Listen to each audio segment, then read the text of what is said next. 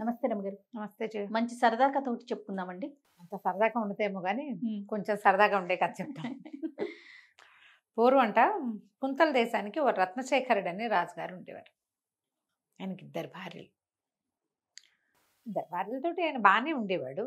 కానీ కొంచెం పెద్ద భార్య అంటే కొద్దిగా ఒక రవ్వ ఎక్కువ లైకింగ్ ఉందేమో ఆయనకి అని అనిపించేది. ఓకే. అయితే ఆ కాలంలోనట ఒక వ్యాపారస్తుడు ఒక ఆయన అద్భుతమైన రత్నహారం ఒకటి తెచ్చాడు. కోట్ల విలువ చేసేది ఒక్కటే. అది రాజుగారికి అంటగట్టాడు. ఆయన మహాప్రీతితో దాన్ని పెద్ద భార్యకి ఇచ్చాడు. చిన్న భార్య గుంసింది కానీ ఏం కుదరల. ఆ రత్నహారం ఎంత ఫేమస్ అంటే ఆ హారాన్ని అప్పటికి 5, 6, 7, 8 రాజ్యాల్లో చూపించి పట్టుకొచ్చాడు. అందరికీ తెలుసు. అలాంటిది ఈయన తన ఇద్దరు భార్యలు ఉంటే ఓ భార్యకి ఆ హారం కొనిపెట్టాడంటే ఎంత విశేషం. బాగా చెప్పుకున్నారు. సరే, కొద్ది రోజులు గడిచాక ఈ రత్నశేఖరుడికి త్రినాథుడు అని ఒక మంత్రి ఉన్నాడు. మంత్రి గారికి ఒకే ఒక్క కూతురు, పిల్ల, మూగ పిల్ల, డఫ్ అండ్ డెంబ్. పాపం వివాహం కాల. ఆ రోజుల్లో 14కి 16కి పెళ్లి చేసేవాళ్ళు. పిల్లకి 18ో ఏడు వచ్చింది. సంబంధాలు ఎట్లా కుదురుతాయి? సహజంగా పాపం డిజబుల్డ్ పిల్లలకి కొంచెం వెనకబడి ఉంటారు కదా. అయితే ఏమైంది, పొరుగు దేశపు మంత్రి గారు ఒక ఆయన దగ్గరకు వచ్చి, మీ పిల్ల మాకు బాగా నచ్చింది, ఒక్క షరతు మీద పిల్లని పెళ్లి చేసుకుంటాం. మీ రాజుగారి దగ్గర అమిత విలువైన రత్నహారం ఉంది కదా, ఆ రత్నహారం తెచ్చి ఇవ్వండి, మీ పిల్లని ఇమీడియట్గా రేపు పొద్దున పెళ్లి చేసుకుని ఎల్లుండి పొద్దున తీసుకెళ్తామన్నారు. ఈయన నిర్ఘాంతపోయాడు. రాజుగారి దగ్గర రత్నహారం నేను తెచ్చివ్వటం ఏమిటండి, భలేవారు అనేసరికల్లా అవన్నీ మాకెందుకు, ఏ కట్నం వద్దు, పెళ్లి జరిపించండి చాలు, ఆ హారం తెచ్చిస్తేనే పెళ్ళి అనేసరికి భార్యాభర్త ఇద్దరు గింజుకుపోతున్నారు. ఏం చేయాలో తెలియలేదు. మామూలుగా రాజుగారి కట ప్రతి 15 రోజులకో వారం రోజులకో ఓసారి మారు వేషాలు వేసుకుని అధికారులందరిళ్ళకి వెళ్తాడు. సరిగ్గా వీళ్ళు మాట్లాడుకుంటున్న రోజు రాత్రి రాజుగారు ఒక దొంగ వేషం వేసుకుని మంత్రిగారి వాకిట్లో నుంచున్నాడు.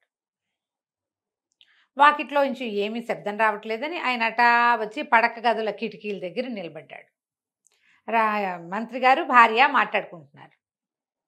ఇదే రాయమైన అట్లా అడుగుతాడు, ఎట్ట తెచ్చిస్తాం, అది తప్పు కాదు, రాజద్రోహం ఒకటి, దొంగతనం రెండోది, ఇంత పుట్ట కాబట్టి దొంగతనం చేయాలా, అంత పని నా వల్ల కాదు అంటే ఆవిడంది, ఏముందండి తెచ్చేయండి ఏదో రకంగా, పెళ్ళయ్యాక రాజుగారి కాళ్ళ మీద పడి చెప్పుకుందాం, పిల్ల పెళ్ళి అవ్వడం ఇంపార్టెంట్, ఇప్పటిదాకా ఎన్ని సంబంధాలు వచ్చాయి, ఎవడైనా ఒకడైనా చేసుకుంటాం, మీ పిల్ల నచ్చింది అని చెప్పారా, అదేమీ జరగలేదు, అయ్యే ఒప్పుకోండి అంతే అనేసరికల్లా అంత పని చేయటమే అసలు పచ్చి పాపం అని ఈయన గింజుకుంటున్నాడు. ఆయనకి ఏం చేయాలో తెలియటల్లా.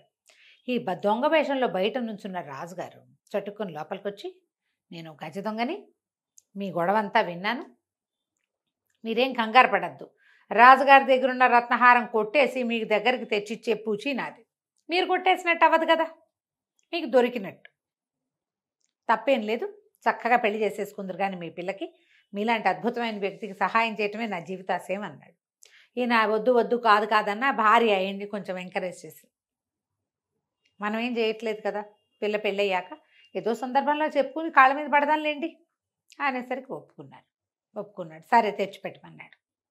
అవతల వాళ్ళకు కూడా హారం తెచ్చిస్తామని కబురు చేశారు.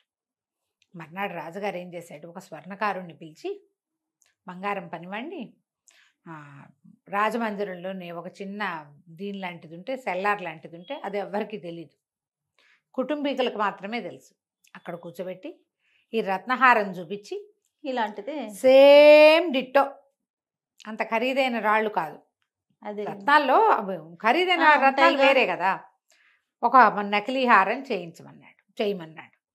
వాడు ఒక వారం 10 రోజులు కూర్చుని హారం చేశాడు. రాజుగారు మళ్ళీ దొంగ వేషం వేసుకుని ఆ నకిలీ హారాన్ని పట్టుకెళ్ళి మంత్రికి అప్పచెప్పాడు. మా నకిలీ హారం చూపించి ఈయనేమో కుమార్తెకి పెళ్లి ఏర్పాట్లు చేసుకున్నాడు. మంత్రి గారు అమ్మాయి పెళ్ళి అయిపోయింది. నెలలు గడిచినాయి. ఈ కథలో ఒక రోజులో అయిపోదుగా ఇదంతా. అదేలే. అక్కడి నుంచి ఓ రోజు రాజుగారు కులాసాగా కూర్చుని ఉంటే రాణిగారు, పెద్ద రాణిగారు అంది, అదేమిటోనండి అన్ని కోట్లు పోసి కొన్నారు ఆ రత్నహారం, అందులో ఏమిటో రాళ్ళు డల్గా ఉన్నాయనిపిస్తోందండి అని చెప్పింది. తడిపేవా అన్నాడు ఆయన. ఒక్క మాటో రెండు మాటలో తడిసింది, అది ఎక్కువ తడిసింది అట్టు అనిపించలేదు, అంత తడపలా, కానీ రంగు మాత్రం డల్గా ఉన్నాయి, మొదట్లో ఉన్నంత మెరుపుగా లేవు అని చెప్పింది. పట్టురా చూద్దాం అన్నాడు ఆయన. పట్టుకొచ్చి చూసేసరికల్లా ఆయనకి తెలిసింది ఇది ఒరిజినల్ కాదు, తను చేయించిన నకిలీ హారం ఇది. ఈయన ఆశ్చర్యపోయాడు, ఏంటి నేనే పొరపాటున నకిలీ హారం ఉంచుకుని అసలైన హారం వాళ్ళ ఇంటికి చేర్చేశానా, ఇప్పుడు అది తెప్పించేయాలి. బాగా ఆలోచించి ఆయన ఏం చేశాడు, మర్నాడు తను ఒక దొంగ వేషం వేసుకుని, ఓ దొంగ వేషం, ఒక 10 మంది బట్టలకు దొంగ వేషాలు వేయించి ఆ పొరుగు దేశపు మంత్రి గారింటి మీద పడ్డారు. పడి వాళ్ళ ఇంట్లో ఉన్న నగా నట్ర అన్నీ కొట్టుకొచ్చేసారు. అన్నీ తెచ్చేస్తే పెద్ద హారం కూడా వచ్చేసింది. చూసే తెచ్చేసాడు.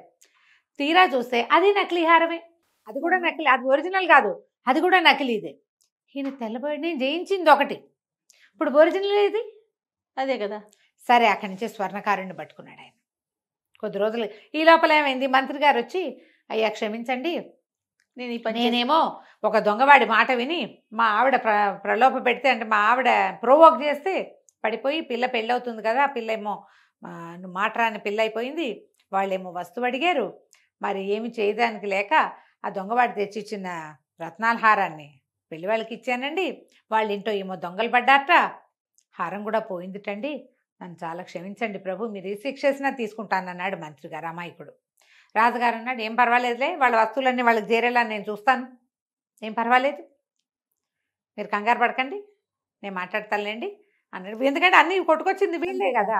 అక్కడి నుంచి స్వర్ణకారుణ్ణి పిలిచేసరికి స్వర్ణకారుణ్ణి 2 చెంపలు వాయిదీసి చెప్పు ఏం చేసావు, ఒరిజినల్ ఏది అని అడిగాడు. అడిగేసరికల్లా స్వర్ణకారుడిని నెత్తి బాదుకుని, బాబు నేను అప్పుడే అనుకున్నానండి ఇదేదో నాకు కొంప ముంచబోతోందని, చిన్నరాణి గారి దాసి ఒకటి మంజరి అనేది వచ్చి హారాలు 2 చెయ్యి అని చెప్పిందండి, చిన్నరాణికి కూడా నకిలీ హారం కావాలంది, నేను చేశాను, ఒకటి మీ చేతిలో పెట్టి ఒకటి చిన్నరాణి గారి చేతిలో పెట్టాను అనగానే రాజుగారికి ఇప్పుడు మంజరిని పట్టుకోవాలి.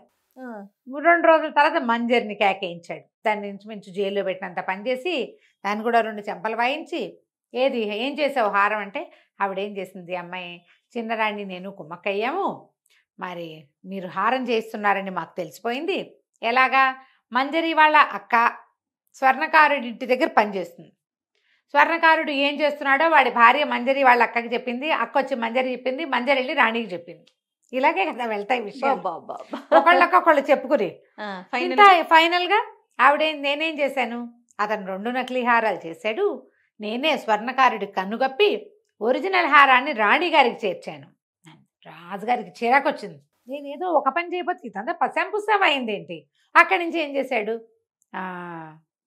చిన్నరాణిని కేకేసి ఏమిటి ఈ పని, ఏమిటి ఇట్లా పని వాళ్ళ ముందు ఇట్లా పరువు తీయటం ఏమిటి, నువ్వు ఇంత పని ఎందుకు చేసావంటే, మరి స్త్రీలకు ఆభరణాల మీద ఉండదా, అది ఒక వస్తువు ఉంటే ఇట్లాంటిది ఇంకోటితే అని వాడికి చెప్పావా, నువ్వు చెప్పలా, ఒకటే ఉంటే నేను కొన్ను, నాకు 2 భార్యలు ఉన్నారు 2 కొంటాను అని అడిగావా, అడగకుండా ఒకటి ఉంటే టింగు రంగమ్మని అది కొని అక్కగారికి ఇస్తే నాకు మాత్రం కావాలని ఉండదా, అంతే కదా, అడిగి నీ ఆభరణం నాకు ఇవ్వు అంటే ఆవిడ ఇస్తుందా, ఒకవేళ ఇచ్చిన నాది ఇచ్చాను అంటుంది, నేనెందుకు ఆ చిన్నతనం పడాలి, నేను కూడా ఆవిడలాగా రాణినే కదా, అందుకని నేను ఈ పని చేశాను.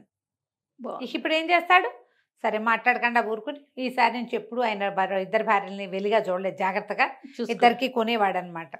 చూడు కథ కంచికి మనం ఇంటికి ఏం చేయకూడదో తెలుస్తుంది, అదే కదా రమ్మగారు. అంతేగా, పోన్లే రమ్మగారు, 2 భార్యలు రోజులు పోయినాయి, పోన్లే అమ్మా, అది ఒక సంతోషంగా. రోజులు పోయినాయి అంటావా జయ, అంటే అఫీషియల్ గా కదా రమ్మగారు, అది రాజులు 2 3 4 కదా, ఇప్పుడు ఆ రోజు లేదుగా. అన్అఫీషియల్ గా అయినా 2 భార్యలు 3 భార్యలు 4 భార్యల కాలం పోలేదమ్మా, పోలేదు రమ్మగారు, పోలేదు, అది పోదు కూడా, అంతే. రైట్ అండి, నమస్తే. నమస్తే.